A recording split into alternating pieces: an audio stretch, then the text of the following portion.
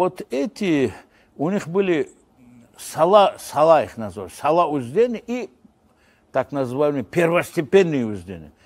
Они почти все аварцы были. Например, возьми вот эти Клычевые, и сейчас они есть. Они даже их не... Абдул-Азим Клычев еще в 1947 году на аварском языке разговаривал, отлично.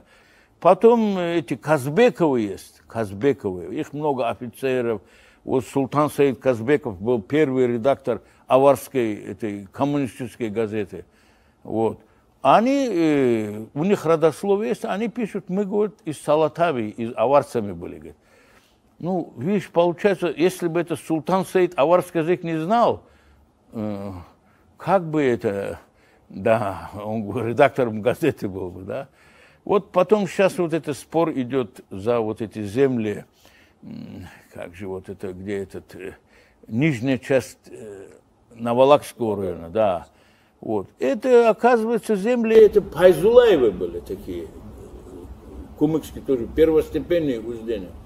Вот. У них во время вот Шамиля начали эти, захватывать их эти, ауховцы, их земли. Ну, в основном уже вот после пленения Шамиля, вот этот момент, эти, они даже многократно, даже вот, по-моему, в самом конце 19 века, они ходили, жаловались там, отдайте нашу землю и так далее. После падения имамата у имперских властей просили обратно свои земли. Да, жалобы они писали. Вот это Пайзулаевы. Они тоже салатовцы были. Да, вот.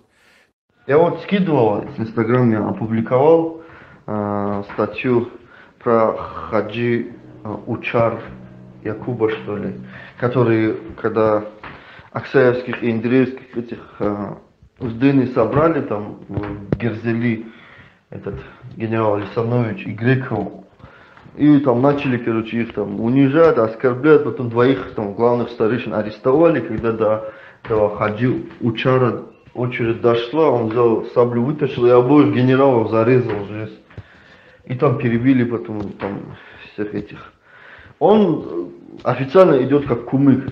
Чеченцы там начали за него бороться, там у них он идет как чеченин.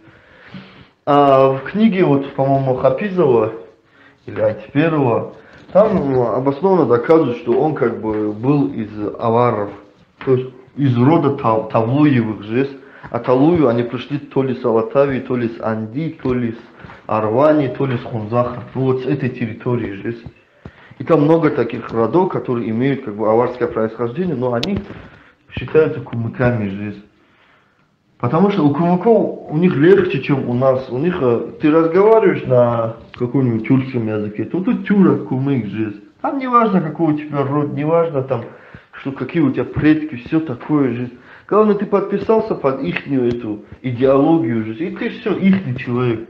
У нас более сложно у авара. У нас даже, если ты там в каком-то поколении авар там начнет искать там в роду предка, который вот какой-то не подозрительный авар жизнь.